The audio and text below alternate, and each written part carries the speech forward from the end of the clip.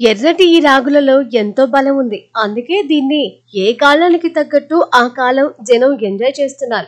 కానీ విని ఎరగని రీతిలో రకరకాల బ్రాండ్లతో లక్షలు వెచ్చించి ఇవాళ రాగి పొడి కొంటూ తింటూ ఆరోగ్యాన్ని కాపాడుకుంటున్నారు. రాగులు ఇవాళ జీవితంలో భాగంగా మారాయి. అసలు విషయానికి వస్తే ఈ వేసవిలో జనాలు అడ్డమైన చెత్త జ్యూస్ను తాగటం మానేసి చాలా మంది రాగి జ్యూస్నే బాగా తాగుతున్నారు.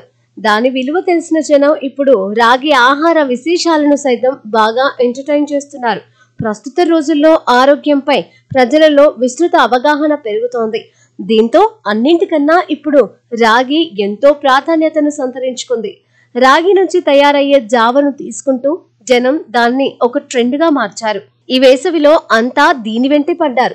ఇవి ఎముకల దృఢత్వాన్ని మెరుగుపరుస్తాయి.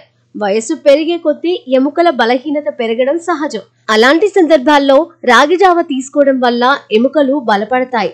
రాగిలో డైటరీ ఫైబర్ అధికంగా ఉంటుంది. ఇది జీర్ణక్రియను మెరుగుపరుస్తుంది. జీర్ణక్రియ చక్కగా జరిగితే శరీరంలో శక్తి ఉత్సాహంగా ఉండటం సహజం. మలబద్ధకం వంటి సమస్యలు ఉన్నవారు రాగి జావ తాగడం వల్ల ఉపశమనం పొందుతారు. ఉదయాన్నే దీన్ని తీసుకోవడం వల్ల రోజంతా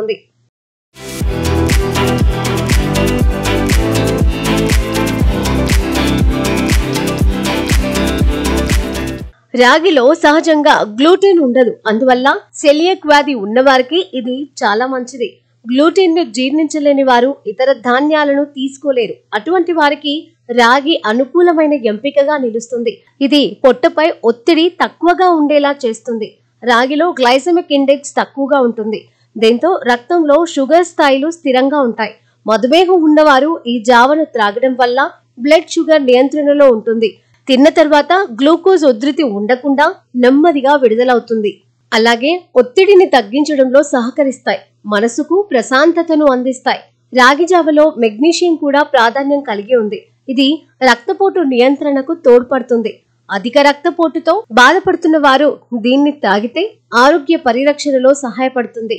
గుండె ఆరోగ్యానికి కూడా ఇది మేలు చేస్తుంది. ప్రతిరోజు ఉదయాన్నే రాగి జావ తీసుకుంటే శరీరానికి కావలసిన పోషకాలు అందుతాయి. ఎముకలు బలపడతాయి.